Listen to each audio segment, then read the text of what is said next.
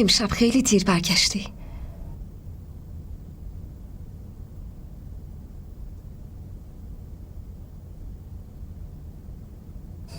خیلی وقتی که اینجا حاضر نشستم و منتظرم. یه بار ببینم.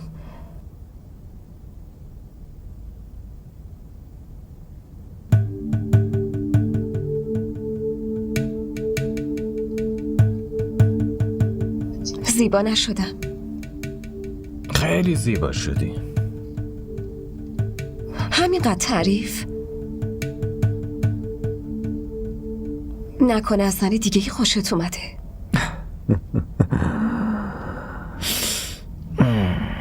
توی زندگی من به جز خودت هیچ کسی دیگه ای نیست عزیزم.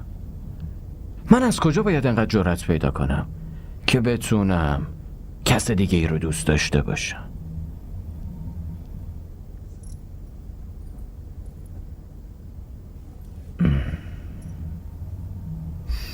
به مردا اعتمادی نیست. ولی به من میتونی اعتماد کنی عزیز. من که از شک لذت میبرم. اعتماد بهونه برای فراموش کردن.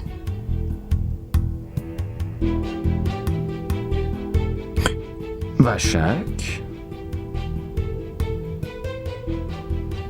شک همیشه بهت یادآوری میکنه.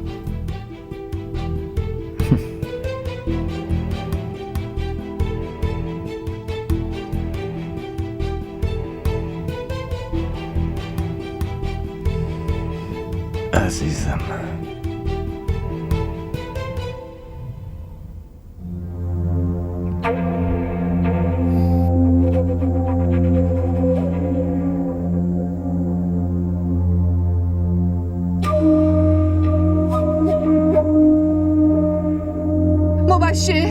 مبشر درو باز کن پسرم، زود بیا. چی شده مامان؟ اصلم اومده بود اینجا، یکی مسئولاتمون آتیش زده. خدا به خیر بگذرونه.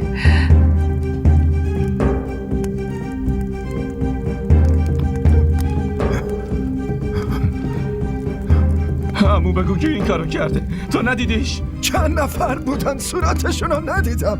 اول منو کتک زدن، بعدش همین آتیش.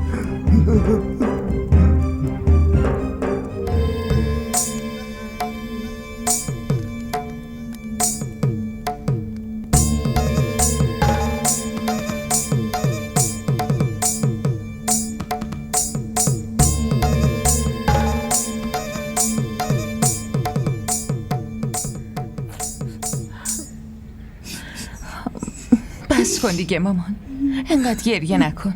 خونمون جشن عروسیه. آخه مردم چی میگن؟ همه چیمونو از دست دادیم دخترم. جشن عروسی راضیم به هم خورد. الان چطور عروسی رو برگزار کنیم؟ دیگه هیچی برامون نمونده. گریه نکن مامان. الان راضیه با آسیه بیدار میشه. اگه آسیه بشنوه اونم به گریه میافته. من نمیتونم گریه آسیه رو ببینم مامان. شما بیدار شدین؟ چرا کسی منو بیدار نکرد؟ زنده داداشم کجاست؟ از شهر چند تا مهمون اومده بود، رفته بود دنبال اونا. از شهر؟ خاله زهره؟ نمیدونم، اینو نگفت. فقط زنگ زدن و اونم رفت. چه اینطور؟ زنده داشت صبونه بده، خیلی گرسنم شده. شما صبونه خوردین؟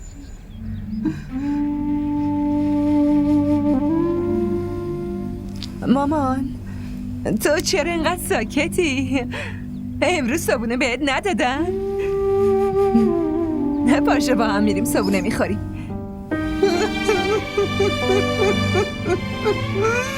مامان چرا داری گریه میکنی؟ باز من چه اشتباهی کردم؟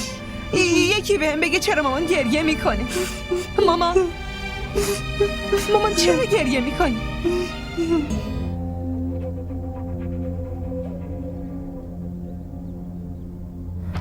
زلیخا خانم اون بگو دیگه. اون مبشر خان اومده اینجا. چرا؟ خیلی عصبانی بود. یکی همه محصولاتش آتیش زده بود. یکی نه، بلکه اورنگ اون کارو کرده. یعنی چی؟ اون الان کجاست؟ قسمت مردونه بردنش. کسی هنوز پیشش نرفته؟ نمیدونم. بریم. کجا؟ باید بریم، ولی اگه چیزی فهمیدی بهم خبر بده. چشم.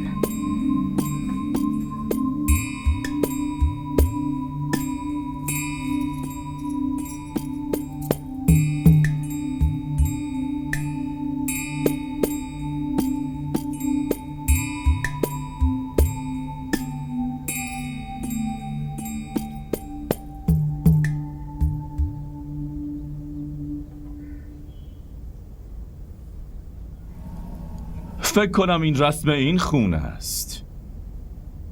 مرداشون عادت دارن که از پشت سر حمله کنن و بعد زناشون رو جلو بفرستن. تو برو. اما خانم جان. گفتم برو. چشم خانم.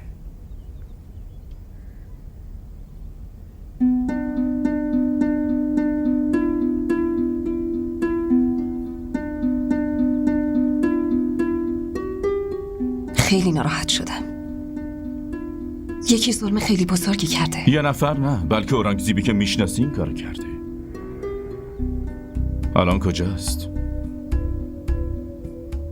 حتما یه جایی مست افتاده. تو صبور باش، بی خیالش شو. اگه موضوع بزرگ بشه الان موضوع رو من بزرگ میکنم و ساکت نمیمونم. نه خان، این کارو نکن.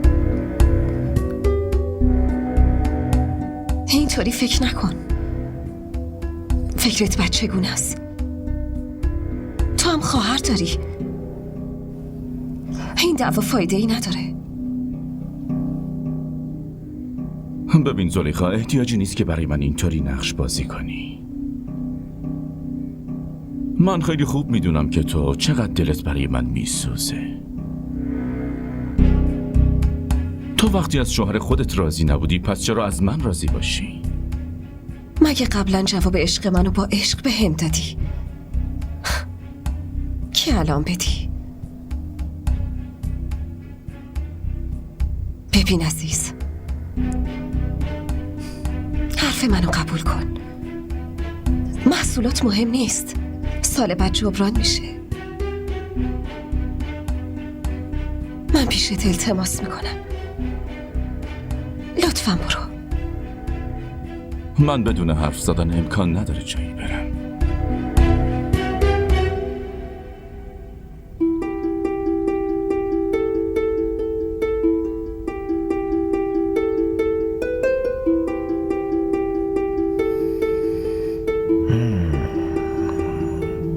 بشین مبشر. برای نشستن نیومدم آقا جهان، اومدم حرف بزنم. آتیش سوزی رو شنیدم. خیلی هم ناراحت شدم. کار هر کی بوده خیلی اشتباه کرده. اورنگزیب این کارو کرده آقا جهان.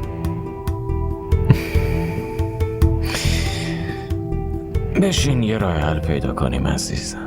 چقدر خسارت وارد شده؟ پولش رو بگیر. احتیاجی به پول ندارم آقا جهان، بلکه عدالت میخوام. اورنگ مرتکب جرم شده. بهش بگو خودشو تحویل بده، وگرنه خودش بهتر میدونه که علیهش شکایت میکنم و حقمو میگیرم.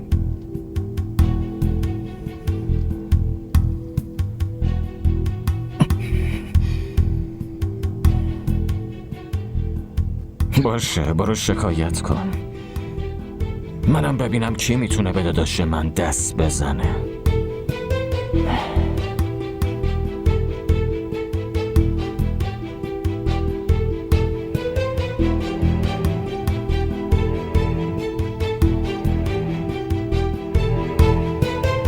گریه نکن راضیه، گریه نکن. ببین تو حتما عروسی میکنی. مردم میگن اگه یه بار دختری عروسیش به هم بخوره دیگه هیچ وقت عروسی نمیتونه کنه. نه نه نه نه، اینجوری فکر نکن. نه اینجوری فکر نکن. همه چی خوب میشه، خدا جون همه چی رو درست میکنه. و خدا لعنت کنه اون آدمایی که این کارو در حقمون کردن. خدا کنه زودتر بمیرن. آمین. تو نگران نباش باشه. تو ازدواج میکنی، مطمئن باش.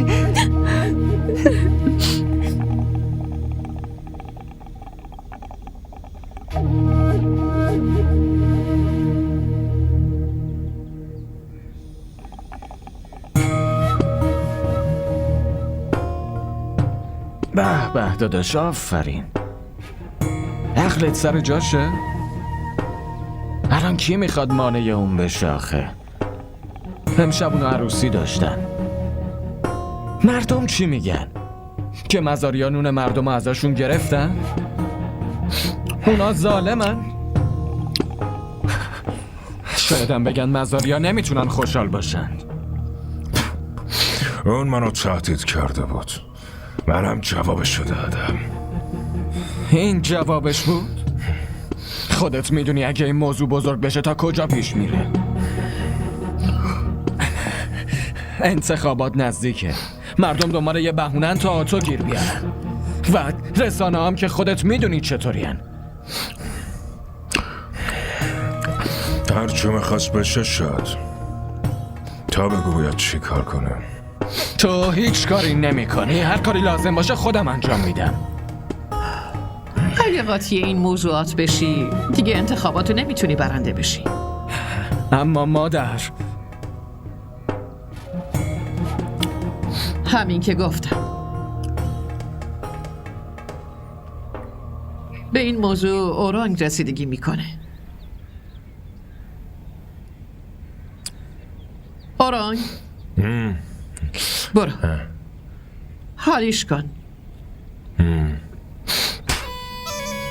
زلیخا بله عمه. کوثر رو بفرست نسرین رو صدا بزنه. مبشر حساب دستش میاد. چشم عمه، میفرستم.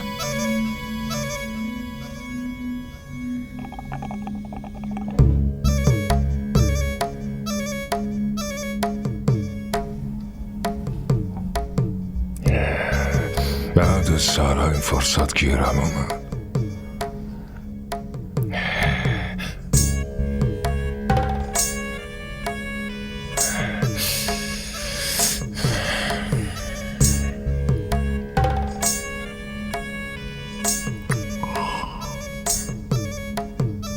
آنش قدمیته.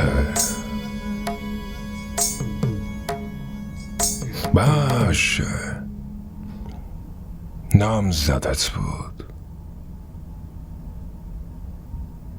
دیشب منو تهدید کرده بود. تا الان آدمای من شاید بر علیهش شکایت کرده باشن، ولی اول ما حمله میکنیم. اما روی برگه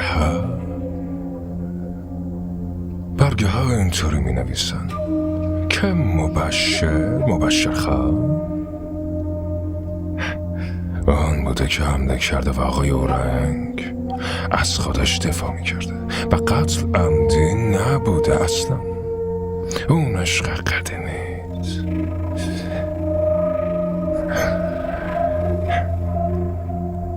اون عشق قدیمی.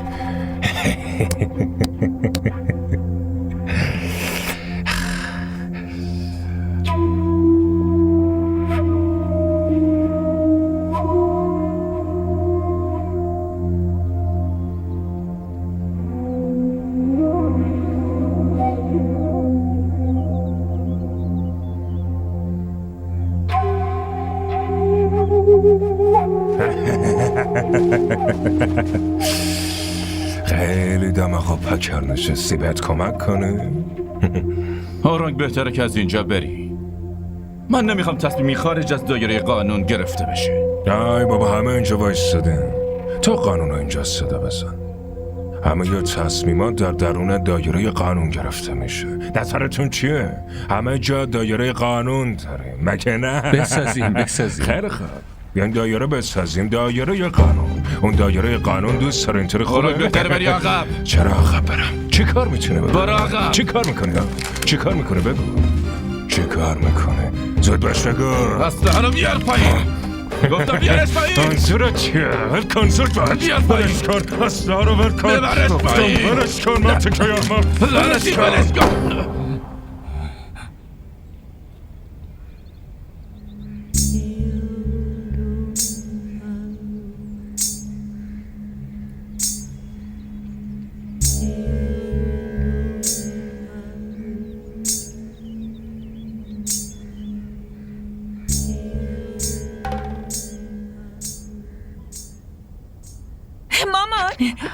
مامان از خانواده شوهر راضیه تماس گرفتن. چی میگن؟ اونا میگن ما هیچی نمیخوایم، فقط چند نفر میان خطبه عقد میخونن و عروسا میبرن. 2 روز تاخیر افتاده اما راضیمون بالاخره عروس میشه. خدایا 1000 بار شکر. خدایا 1000 بار شکر. اینجا رو ببین. ای وای، مثلا خجالت کشیدی؟ ای بابا.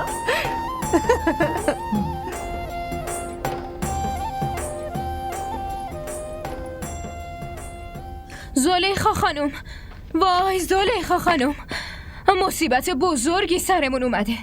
واضح بهم بگو چه اتفاقی افتاده. آقا اورنگ به قتل رسیده خانم.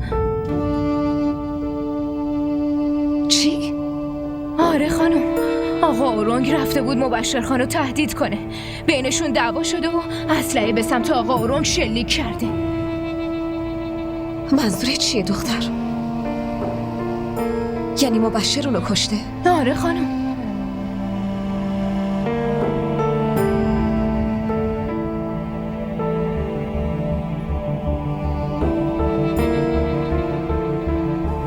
از اولش هم میدونستم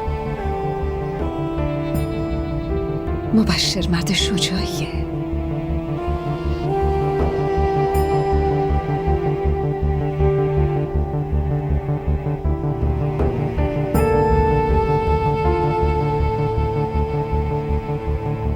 الان اورنگو آوردن؟ آره زلیخا خانم، جسدش آوردن، جسدش.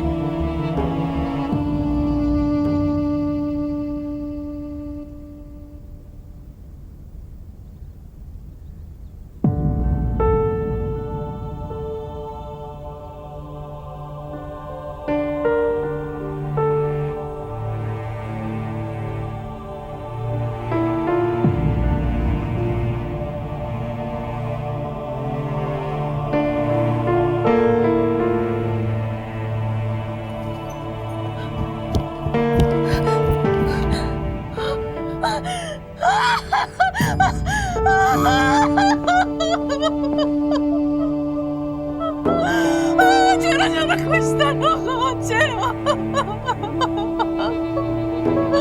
من چی کار کنم؟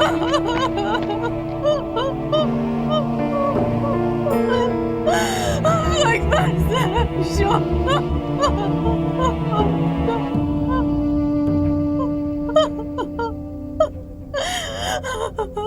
چرا اینجا آوردیش؟ همونجا یه گوشه‌ای پرتش میکردی.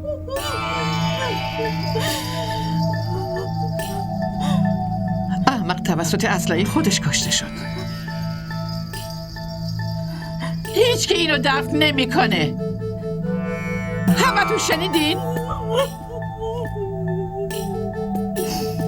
هیچ که اینو کفن و دفنش نمیکنه تا وقتی من خودم بتونم انتقامش رو از قاتلش بگیرم و اونو به سزای اعمالش برسونم.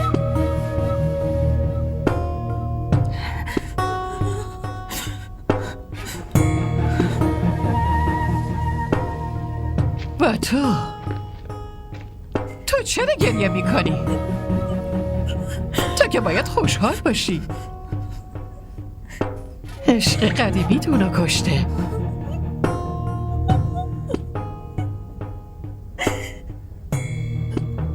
برقص دختر جان برقص.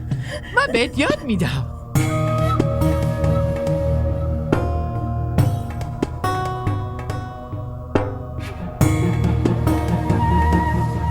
نگران نباش زن داداش مبشر میاد همه چی درست میشه. گریه نکن زن داداش. مامان تو کجا میری؟ مبشر پسرم و پلیس زندونی کردن. میرم خونه مزاری ها و بهشون التماس کنم که پسر منو آزادش کنن. اون هیچ تقصیری نداره. خواهش بین میکنم هر دوتایشون دعوا شده و پسرم فقط میخواست از خودش دفاع کنه. اورنگ خودش به خودش شلیک کرده. پسر من مقصر نیست. تینا میگه هر کی خونه مزاریا میره دوباره بر نمیگرده. قبول دارم دخترم. من قبول دارم. من باید به عهده بگیرم. من قبول دارم. من برم من بهش زندونی کنن. پسرم آزاد کنن. من پسرم رو میخوام. من قبول دارم. منو بهش زندونی کنید. چی شد؟ مامان تو رو خدا بیدار شو. مامان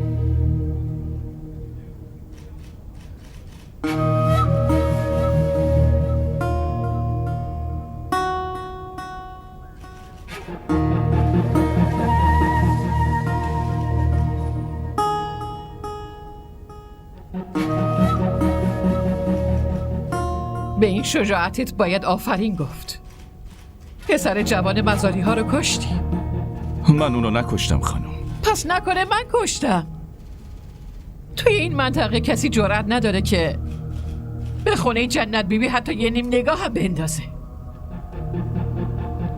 اون اومده بود که منو بکشه، ولی با اسلحه خودش کشته شد. من که فکر میکردم تو خیلی شجاعی.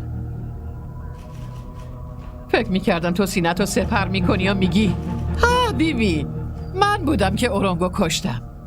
اون با نامزدم ازدواج کرده بود و منم انتقاممو گرفتم. شجاع اون کسی نیست که با دروغ گفتن بخواد از خودش دفاع کنه.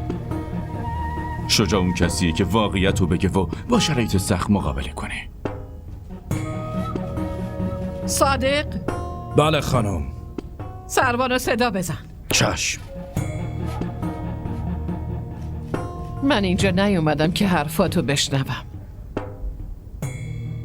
اومدم اینو بهت بگم که در مورد تو تصمیم قانون نه، بلکه خود جنت بیبی تصمیم میگیره.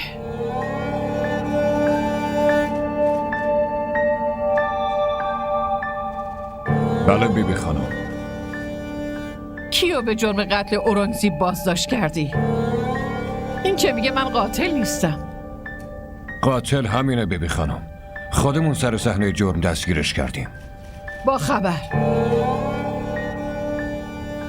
این مثل پسر منه. آزادش کن. عذر میخوام بیبی. براش پرونده درست کردیم. بدون پرسیدن از من چطوری پرونده درست کردی؟ یا آزادش کن. آزادش کن. چشم بیبی.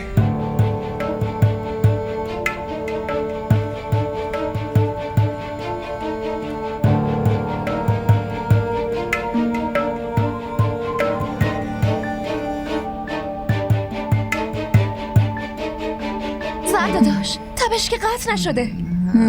قطع میشه. دارم پاشویش میکنم. زود قطع میشه. پسر عزیزم اومد. ماما همه چی درست میشه. نگران نباش. من مبشرم و میخوام.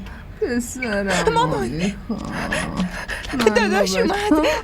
مبشر اومد. پسر من اومد. مبشر اومد. من قربونت برم پسرم.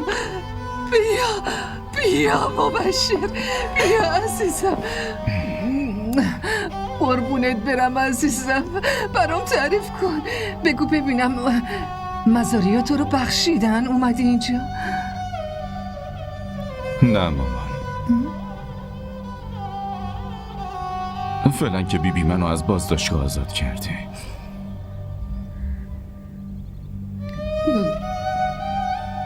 فکر کنم میخواد منو به سختی تنبیه کنه.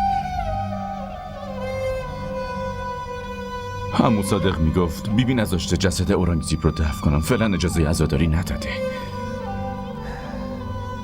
تا وقتی که اون منو تنبیه نکنه نمیذاره اون دفن بشه.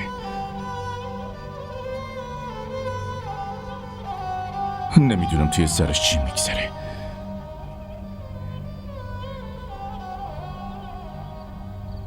ماما به بابا بگین بره تو اتاق بخوابه. نه خیر پسرم، اون همینجا میخوابه. تو برو توی اتاقت استراحت کن. نه خیر، من میخوام پیش بابا بخوابم. منم میخوام پیشش بخوابم. اینجوری نگو پسرم، اینجوری نگو.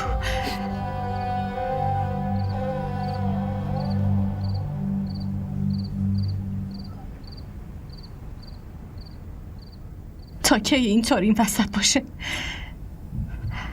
حداقل غسلش بدین، کفن بهش بپوشونی. درسته که از چشمای بیبی یه قطره اشکم نیومد، اما بیشتر از همه اون غمگین شده. پسر جوونشو از دست داده، هرچی اون بگه باید همون بشه.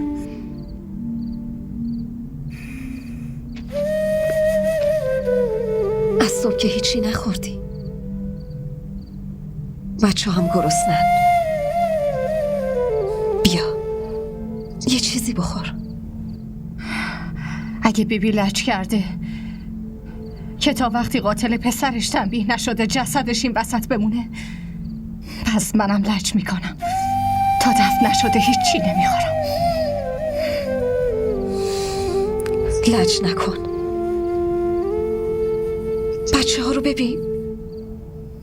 اگه میخورن بهشون بده، اما من نمیخورم. حداقل حق غذا نخوردن رو که دارم.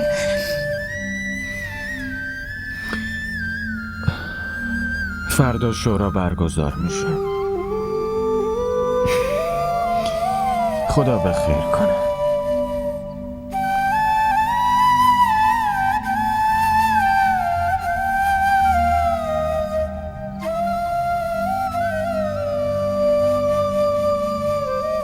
تینا،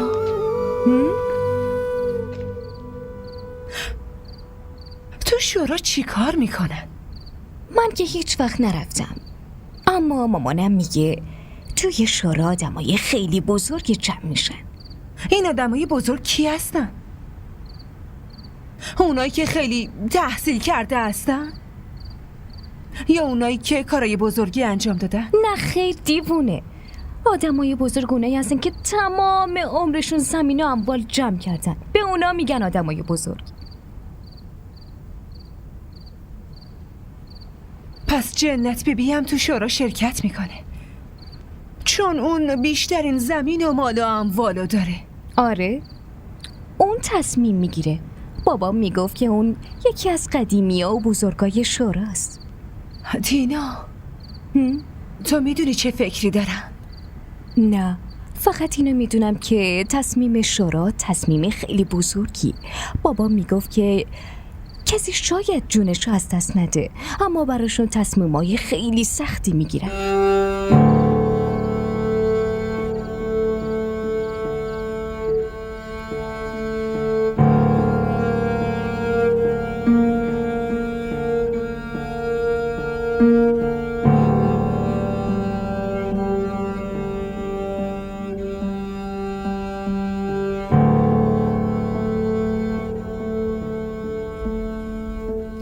خانم جان. باشین حاضره؟ بله خانم جان.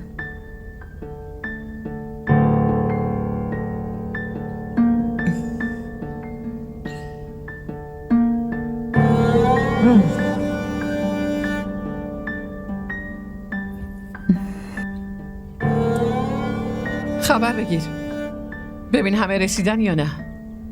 خبر گرفتم همه رسیدن. آخرین نفر ما هستیم. منم باهاتون بیام. آره، ولی به حساب تو هم بعداً میرسم. برو، چرا وایستادی؟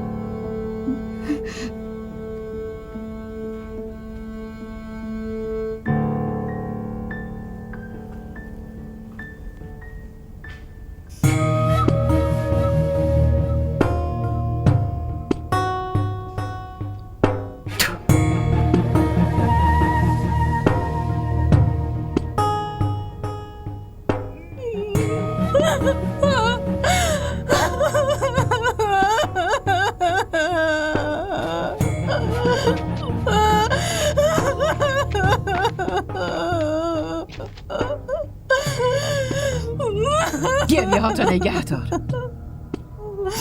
وقتی خاکش کردن اون وقت گریه کن. تو رو که خیلی اذیت میکرد. آهنگ میذاشت، زنای غریبه و آوازخون رو به خونه می آورد تا میتونست نفس تو میگرفت. الان میتونی نفس راحت بکشی نه؟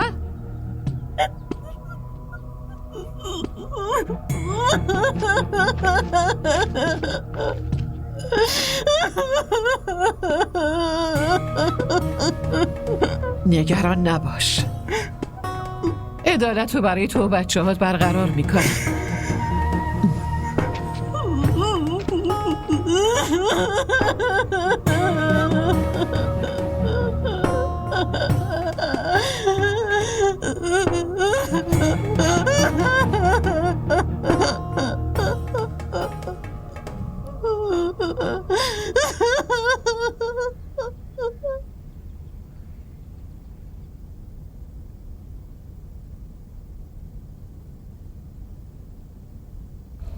معلوم میشه نه؟ این که بیرنگ و روم. وای خانم جان، شما هر جور که باشین خوشگلین.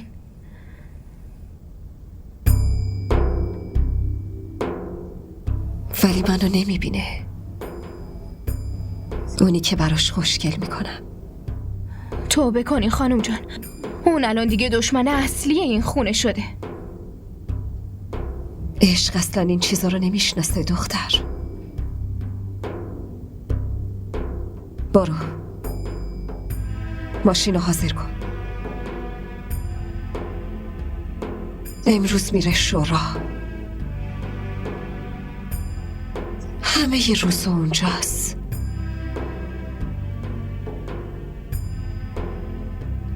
اون نبینه درست، ولی من که میتونم ببینمش. منصرف شو زلیخا خانم، اگه بیبی بفهمه چی؟ ها؟ خیلی زبونه دراز شده. حواست باشه کاری نکنی یه خدمتکار جدید واسه خودم بگیرم. نه نه نه نه خانم، الان میرم.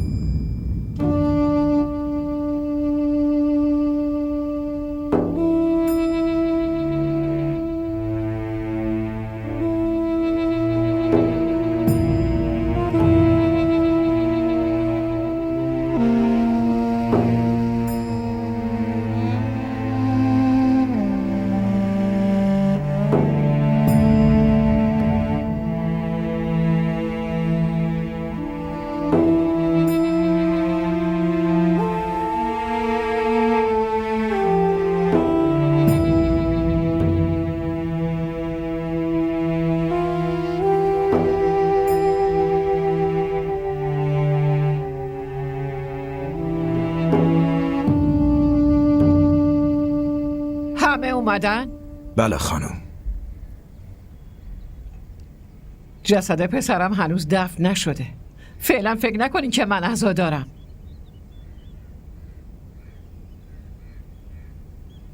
هنوزم رئیس این شورا هستم و همونطور تصمیم میگیریم که همیشه میگرفتیم. بازم اگه کسی اعتراضی داره همین الان به هم بگه، بعدن نگه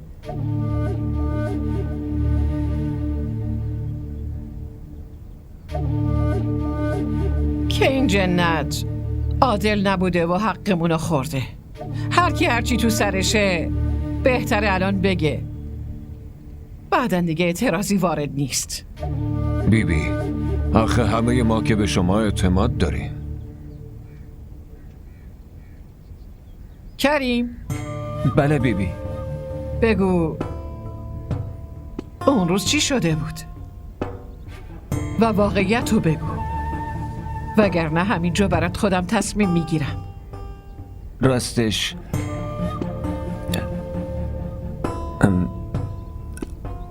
آقا اورانگ دوست قدیمی مبشر خان بود. اون که شوخی اسلحه رو کشیده بود فقط داشت بازی میکرد. اما مبشر خان این مسئله رو جدی گرفت و واسه همین اسلحه رو از دستش گرفت و بعد به آقا اورنگ شلیک کرد. خودم اونجا بودم، دیدم مبشر خان چجوری آقا اورنگو کشت. هرچند باورمون نمیشد. داره دروغ میگه. واقعیت رو تو میگی؟ آدم قاتل.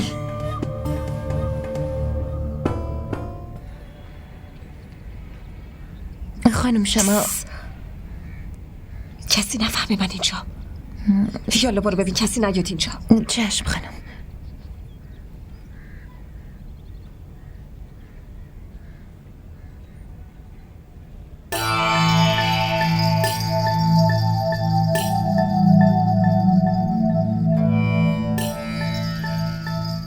ماشاءالله چه با ابهت به نظر میاد. واسه این تو رو از قانون نجات دادم که تو یتیمی و تو تنها مرد خانوادت هستی، وگرنه مطمئن باش که حکم اعدام برات میبریدن. فکر کن اگه تو اعدام بشی اعضای خانوادت چی کار میکنن؟ باشه، از اعدام نجاتت دادم، اما باید عدالت برقرار بشه، نه؟ اونی که مرده دیگه پشت سرش یه بیوه و 2 تا بچه جا گذاشته، حالا اونام سقف بالا سر میخوان. میفهمی که 2 وعده غذا میخوان، میدونی؟ سایه بالا سر اونا رو تو ازشون گرفتی. خب یه کاری کن، اون زمینی که داری و به اسم اونا بزن، شاید اینجوری آروم بشن. تنها کاری که میتونی بکنی. من مجازات اعدام رو قبول دارم، اما هیچ وقت زمینمو نمیدم. اونجا منبع درآمد خانواده ماست. به جز این هر تصمیمی که بگیرین قول میدم که قبول کنم. باشه،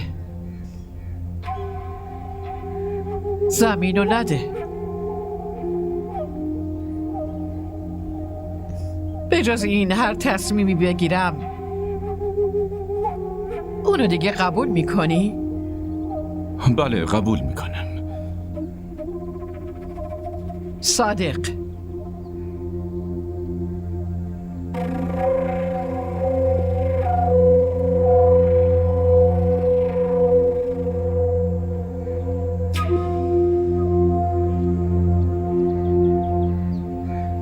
قسم بخور که به جز زمین هر تصمیمی بگیرم اونو قبول میکنی و نظرت عوض نمیشه. من قبول میکنم و قسم یاد میکنم. خب شورا تصمیم میگیره که مبشر دختر کوچیک و عزیز خانواده‌شو به عنوان خونبها به خانواده اورنگزیب تحویل بده. خدای من،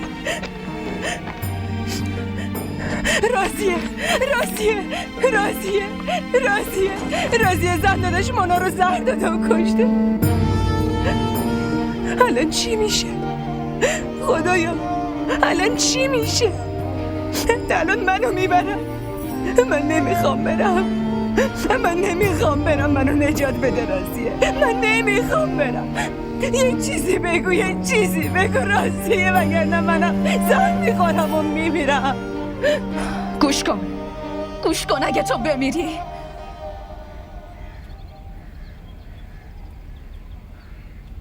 حداقل قبل از ازدواج کردن من تو به هیچ وجه حق نداری بمیری. اونا دختر مجرد میخوان مگه نه؟ پس درسته بعد از ازدواج کردن من تو زهر بخور، اما قبل از اون تو به هیچ وجه نمیمیری. شنیدی چی گفتم؟ تو نمیمیری، به هیچ وجه نمیتونی بمیری.